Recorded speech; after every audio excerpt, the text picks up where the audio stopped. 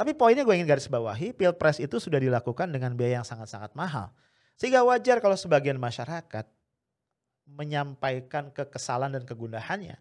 Kalau ujung-ujungnya semuanya berkoalisi, kalau ujung-ujungnya kekuasaan dikonsolidasikan di satu tangan, lalu buat apa pesta demokrasi yang begitu mahal kita gelar?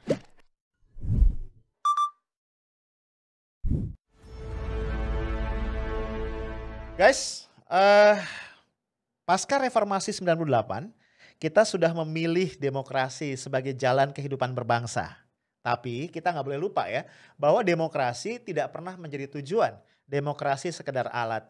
Karena tujuan kita bernegara adalah apa yang dicantumkan di dalam pembukaan Undang-Undang Dasar Negara Republik Indonesia. Yaitu apa? Melindungi segenap bangsa Indonesia dan seluruh tumpah darah Indonesia, memajukan kesejahteraan umum, mencerdaskan kehidupan bangsa, dan ikut serta secara aktif dalam upaya-upaya menegakkan ketertiban dunia. Itu adalah tujuan kita bernegara dan demokrasi adalah alat atau vehicle-nya. Dalam bahasa manajemen, demokrasi adalah sekedar means untuk mencapai ends. Means itu alat dan ends itu adalah tujuan. Nah guys, ngomong-ngomong demokrasi sebagai alat, kalau kita mau demokrasi ini memberikan manfaat atau benefit yang semaksimal mungkin, maka prasyarat-prasyarat demokrasi harus kita penuhi. Ada banyak ya prasyarat dari berlangsungnya sebuah demokrasi yang sehat. Karena kalau dia tidak kita penuhi, maka demokrasi kita akan stuck ya. Akan berhenti pada demokrasi elektoral, pada demokrasi prosedural. Ya, artinya apa? Rakyat didorong untuk ikut pemilu, memilih penguasa, dan setelah itu penguasa akan bertindak dengan ya sewenang-wenang. Nah, guys, dalam konteks ini yuk kita bahas. Apa sih syarat-syarat agar demokrasi kita menjadi demokrasi yang lebih substantif dan menyejahterakan rakyat? Pertama, yang kita pahami demokrasi itu harus tegak dengan dasar-dasar etika yang kuat. Kalau dalam bahasa agama dengan dasar akhlak.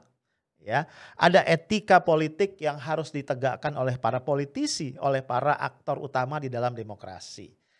Nah, dalam konteks ini ada banyak catatan. Salah satunya yang kemarin baru saja terjadi ya, tanggal 22 Pak Presiden mengumumkan adanya 6 menteri yang baru, tanggal 23 dilantik. Dari 6 menteri itu yang paling menarik dan menyita perhatian publik dan netizen tentunya adalah Sandiaga Uno. Ya nggak sih? Bener nggak? Dari 6 yang lain ya, dari 5 yang satu ini yang paling menarik. Kenapa? Ketika Bung Sandi masuk, maka genaplah sudah reuni. Reuni dari 2 capres-cawapres yang sebelumnya berlaga dengan sangat sengit ya. Bahkan mungkin kata yang tepat adalah tanda kutip berdarah-darah di Pilpres 2019 yang lalu. Dan lo tahu ya, setiap ada fenomena yang model begini nih, netizen kita kreatif bin Jail, luar biasa. Ada yang bikin kayak lukisan gitu ya. Bawahnya tulisannya happy ending. Ini kita tayangin lagi ya. Lalu ada lagi yang apa? Mengcapture ini. Apa sih? Cover atau kaleng biskuit ya. Ada dulu biskuit yang sangat legend ya. Yang namanya gue gak sebutin karena bukan sponsor. Itu diplesetkan menjadi Kongguyon. Ada gambar mereka berempat ya, siapa Pak Jokowi, Kiai Ma'ruf Amin, kemudian Pak Prabowo sama Bung Sandi gitu. Di meja gitu, kurang ajar. Yang lebih kacau lagi ya, yang lebih kacau lagi nih, ini mentang-mentang menjelang akhir tahun ya kan banyak diskon gitu kan ya. Itu ada netizen yang kemudian mungkin kesel banget ya, terus dia ngepost. Buy one get two. Iya kan sih, kalau promosi kan suka gitu ya, buy one get one gitu, buy one ini buy one get two. Maksudnya apa sih? Mereka yang pilih paslon nomor 1 di Pilpres 2019, sekarang akhirnya juga dapat yang nomor 2, 1 paket. Ya, gua nggak tahu itu mencerminkan apa. Tapi kalau gua menangkap ada nada sinisme yang halus ya dari para netizen, nggak halus-halus amat sih. Nah, yuk kita lihat dalam diskusi yang agak lebih serius dikaitkan dengan etika berpolitik, etika dalam demokrasi. Karena salah satu yang kita harapkan dari demokrasi sebenarnya adalah balance, ya ada checks and balances. Artinya apa? Demokrasi dibangun dengan satu paradigma bahwa apakah satu pihak itu menjadi penguasa, artinya menjadi pemerintah, atau dia menjadi oposisi dalam demokrasi setara, equal, dan sama-sama terhormat. Karena pemerintah dan oposisi, kalau kita bicara mata uang atau keping uang demokrasi, dua-duanya adalah dua sisi dari mata uang yang sama, yaitu mata uang demokrasi itu sendiri. Artinya, kalau semua kekuatan politik dikonsolidasikan di dalam kelompok pemerintah, maka dengan sendirinya demokrasi itu hilang dan welcome otoritarianisme baru. Tentu kita nggak pengen itu. Tapi sadar nggak kita sih, belakangan ya upaya-upaya untuk mengkonsolidasikan power itu terjadi. Ya, kalau di masa kepemimpinan pertama, di periode pertama Pak Jokowi menjadi presiden, formally ya yang bergabung ke dalam koalisi pemerintah itu hanya sekitar 30-an% dari partai-partai atau ya anggota DPR gitu ya, 30-an%.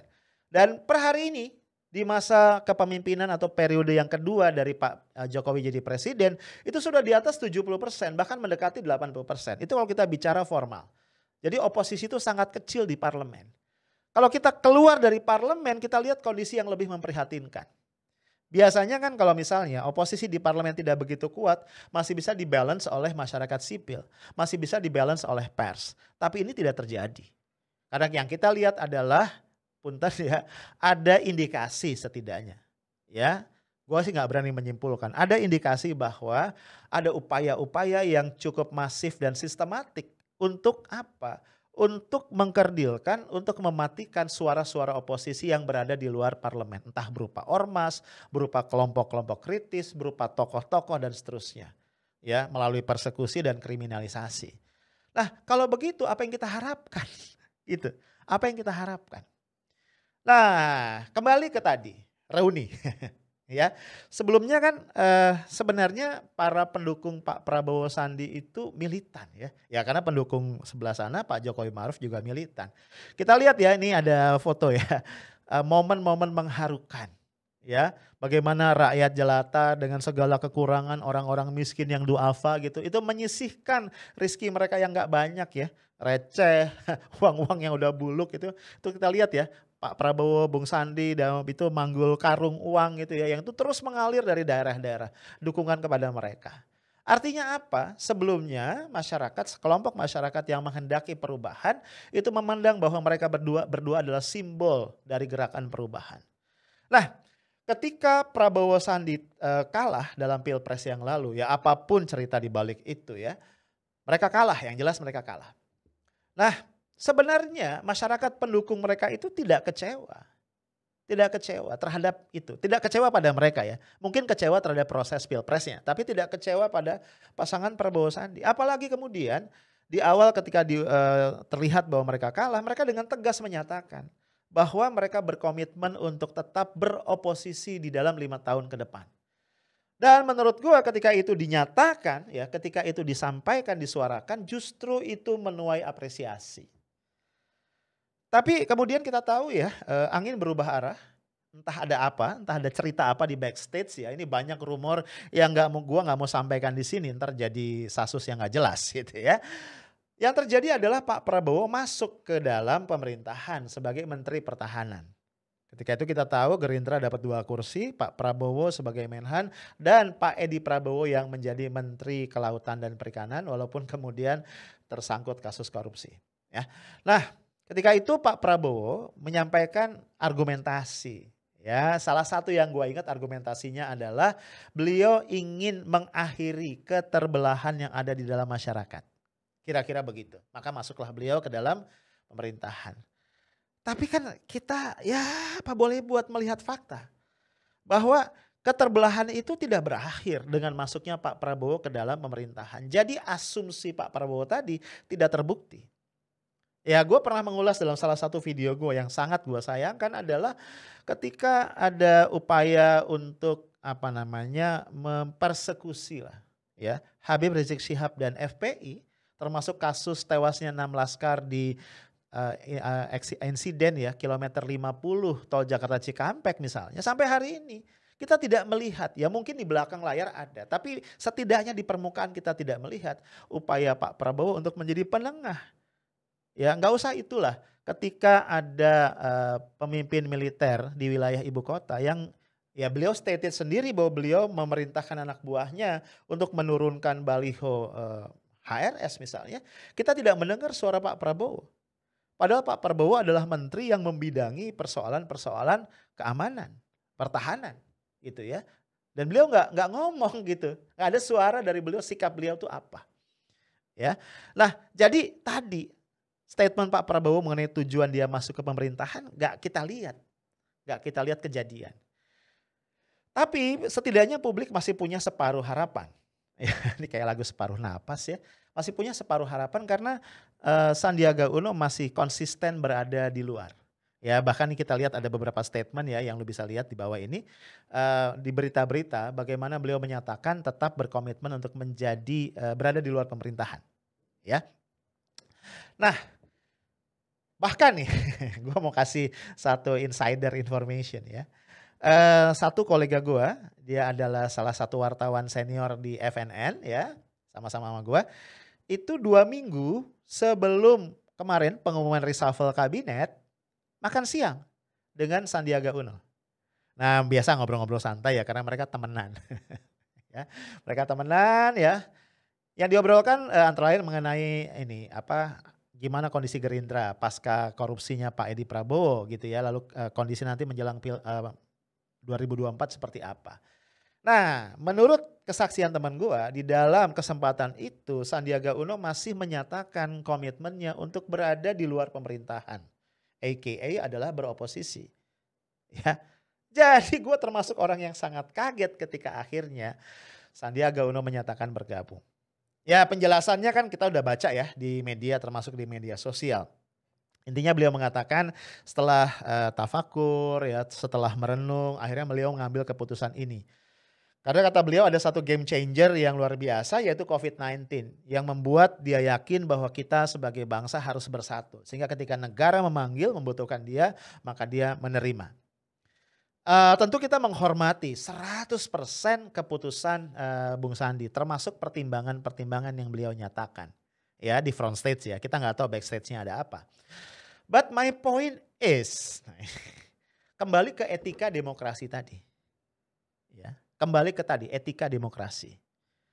Kembali ke fatsun dalam demokrasi. Kembali ke dalam kelaziman di dalam demokrasi. Ya. Bahkan ini sampai ya lo lihat nih ada satu netizen yang nge-tweet. Intinya dia bilang nih yang didukung itu kemudian berkuasa sementara yang mendukung di penjara, kira-kira gitu ya. Pokoknya intinya Indonesia tuh lucu lah. Gue sepakat lucu. Karena gue yakin di negara demokrasi manapun kayaknya nggak ada gitu. Ya kebayang gitu ya, ini Joe Biden menang ya. Kemudian siapa namanya Trump sama siapa calon wakilnya gue nggak tahu ya. Itu kemudian direkrut. Trump jadi menteri pertahanan gitu kan. Terus calon wakilnya itu akan menjadi menteri pariwisata dan ekonomi kreatif. Lucu kali ya kalau sampai begitu. Ya again poin gue adalah terus yang jadi oposisi siapa? Nah ya belum lagi kita nggak boleh lupa bahwa pilpres yang lalu itu dilakukan dengan biaya yang sangat mahal. Ya, di samping memang dana yang dikeluarkan triliunan, kemudian yang kedua jangan lupa ya bahwa ada nyawa ya 800 lebih dari petugas KPPS yang meninggal dunia. Yang sampai hari ini juga nggak jelas-jelas amat sebenarnya. Karena ya pemerintah ya waktu itu Menteri Kesehatan kalau gue nggak salah tidak mengizinkan adanya otopsi. Padahal kasusnya cukup aneh ya karena bersamaan, hampir bersamaan sekian orang. Nah, kita nggak bahas itulah. Tapi poinnya gue ingin garis bawahi, pilpres itu sudah dilakukan dengan biaya yang sangat-sangat mahal. Sehingga wajar kalau sebagian masyarakat menyampaikan kekesalan dan kegundahannya. Kalau ujung-ujungnya semuanya berkoalisi, kalau ujung-ujungnya kekuasaan dikonsolidasikan di satu tangan, lalu buat apa pesta demokrasi yang begitu mahal kita gelar? Ya, jadi tadi etika demokrasi yang sangat mendasar itu sudah dilanggar. Nah, belum pupus kekesalan gua. Gua nggak tahu jurnalis boleh kesel nggak sih? Nah, ada lagi nih masih menyangkut menteri ya. Ini kalau yang ini gua bacain aja deh ya. Gue bacain ini dari Kumparan News ya, tanggal berapa ini? Kemarin kalau nggak salah, 22 Desember pas hari Ibu. 22 apa 23? 23 ya. Judulnya Risma sementara rangkap jabatan Mensos strip Walcott. Sudah izin Jokowi pulang pergi. Lucu ya. Gue bacain sebentar ya. Wali Kota Surabaya Tri Risma hari ini dalam kurung Risma sudah resmi dilantik menjadi Mensos oleh Presiden Jokowi Rabu 23 Desember. Setelah resmi dilantik dan melakukan serah terima jabatan, Risma sudah bisa memulai tugas barunya sebagai Mensos. Ya, sebagai Mensos. Namun Risma menyebut untuk sementara ia bakal masih merangkap jabatan sebagai Mensos dan Wali Kota Surabaya. Risma menyebut Presiden Jokowi sudah mengizinkannya untuk sementara pulang pergi Jakarta Surabaya. Mungkin karena saya masih merangkap wali kota, jadi saya untuk sementara waktu saya sudah izin Pak Presiden. Enggak apa-apa Bu Risma pulang pergi, kata Risma saat sertijab di Kemensos Jakarta. Risma mengatakan bakal pulang ke Surabaya karena harus meresmikan sebuah jembatan. Selain itu ada beberapa agenda lain yang harus dilakoninya sebagai wali kota Surabaya. Ini kutipan langsung dari kata-katanya Bu Risma dikutip oleh Kumparan ya. Saya buat jembatan ada air mancurnya. Air mancur ya. Sayang kalau enggak saya resmikan. Saya mau pulang, mau meresmikan museum olahraga karena di situ ada jersey-nya Rudi Hartono, raketnya Alan Budi Kusuma. Dua-duanya adalah champion bulu tangkis kebanggaan Indonesia ya. Saya pengen resmikan itu untuk anak-anak Surabaya, kata Risma. Duh. Ini pas gua baca, gua geleng-geleng ya. Kenapa gua geleng-geleng? Karena setahu gua ini ada aturan perundang-undangan yang kemudian kayaknya ditabrak gitu loh ya. Yuk kita lihat ya, ini gua coba buka dulu, mudah-mudahan bisa gua buka nih. Ya ada beberapa peraturan perundang-undangan yang ditabrak di sini ya, apa aja? Undang-Undang Nomor 23 Tahun 2014 tentang Pemerintahan Daerah ya. Undang-Undang Pemda ini pasal 76 ayat 1 huruf H itu mengatakan intinya melarang kepala daerah merangkap pejabat negara yang lain. Jadi Bu Risma nih wali kota nggak boleh ngerangkap pejabat negara yang lain. Termasuk di dalamnya tentu adalah menteri. Nah terkait dengan itu di pasal 78 ayat 2 huruf G undang-undang yang sama, Undang-Undang Pemda itu mengatakan kepala daerah diberhentikan dari jabatannya jika diberi tugas dalam jabatan tertentu oleh presiden yang dilarang untuk dirangkap oleh ketentuan peraturan perundang-undangan. Jadi logikanya mestinya itu langsung diberhentikan dari wali kota begitu diangkat atau begitu dilantik menjadi menteri dalam kabinet. Nah, aturan kedua yang juga dilanggar, nah ini dalam kasus ini kalau betul ya merangkap itu diizinkan tadi oleh Presiden, adalah Undang-Undang Nomor 39 Tahun 2008 tentang Kementerian Negara.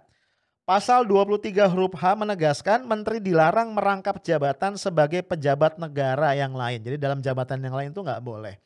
Nah, poin yang memprihatinkan buat gua adalah kalau betul ya kata-kata Bu Risma ya, kan klaimnya Bu Risma mengatakan ini sudah diizinkan oleh presiden. Dia boleh bolak-balik ya sementara merangkap sampai bulan Februari ya, karena masa jabatan beliau Bu Risma sebagai wali kota Surabaya itu akan berakhir di bulan Februari. Kalau betul atas izin presiden, pertanyaan gua adalah apakah presiden nggak tahu aturan tadi? Rasanya nggak mungkin ya. Karena toh juga presiden didampingi oleh orang-orang yang mengerti kan aturan perundang-undangan. Apakah presiden hilaf? I don't know ya. Tapi apapun itu, ini yang gue bilang tadi.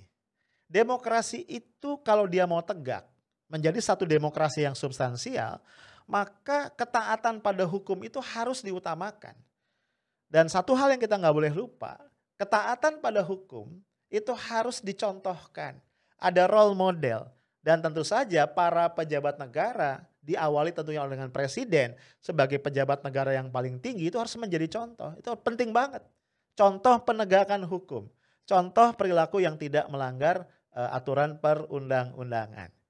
Jadi sekali lagi gue ingin menyatakan keprihatinan nih ya adanya case ini. Bagaimana seorang pejabat negara dengan eksplisit mengatakan bahwa dia masih akan merangkap. Sekali lagi perangkapan seperti ini bukan hanya melanggar peraturan perundang-undangan yang berlaku tapi juga rawan konflik of interest. Minimal tidak fokus ya. Gua nggak ngebayangin ya jabatan sebagai menteri sosial apalagi setelah gonjang-ganjing kemarin ya ada korupsi bansos dan segala macam dalam konteks kita masih didera oleh pandemi itu jabatan yang sangat strategis ya. Banyak betul pasal-pasal dalam konstitusi yang amanah pelaksanaan itu ada di pundak seorang mensos dalam kondisi pandemi seperti ini. Ini mau dirangkap dengan jabatan lain yang tidak kalah serius dan berat bobotnya, itu wali kota dari sebuah kota besar seperti Surabaya yang tentu dengan permasalahan yang juga tidak kalah kompleks. Jadi sekali lagi harusnya ya sepemahaman gua ya Pak Tito Karnavian sebagai Menteri Dalam Negeri segera mengeluarkan pemberhentian ya, surat pemberhentian kepada Bu Risma sebagai wali kota Surabaya, dan wakil wali kota harusnya kemudian menjadi pejabat sementara sampai pasangan wali kota dan wakil wali kota yang baru yang terpilih lewat pilkada yang lalu itu menjabat secara resmi di bulan Februari yang akan datang.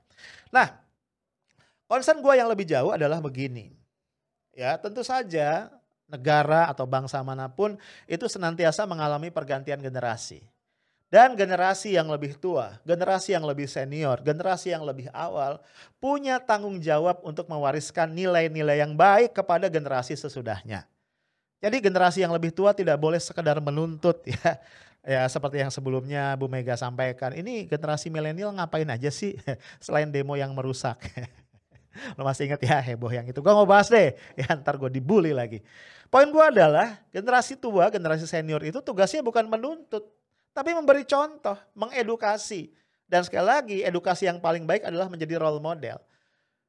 Nah ini untuk para senior nih, para politisi, para pejabat negara yang senior, termasuk Pak Jokowi dan yang lain-lain. Pertanyaannya adalah, izinkan gue bertanya nih sebagai warga negara ya. Demokrasi dengan nilai-nilai seperti apa yang kita mau wariskan kepada anak-anak muda, kepada generasi penerus bangsa, kepada politisi-politisi muda yang sedang mulai sekarang ini meniti karir perpolitikan mereka. Demokrasi dengan nilai-nilai seperti apa yang hendak diwariskan? Kalau kemudian kita melihat fatsun politik dilanggar, ya tidak ada penghormatan lagi terhadap demokrasi di mana tidak ada oposisi dan kekuatan-kekuatan oposisi kemudian dikonsolidasikan di dalam pemerintahan. Demokrasi seperti apa yang kita ingin wariskan kepada anak cucu kita kalau yang mereka lihat adalah pelanggaran hukum, pelanggaran terhadap undang-undang justru dilakukan oleh orang-orang yang seharusnya menjadi contoh bagaimana undang-undang itu ditegakkan di dalam sebuah negara demokrasi yang bermartabat. Itu aja, stay tough, smart, and professional. Assalamualaikum warahmatullahi wabarakatuh.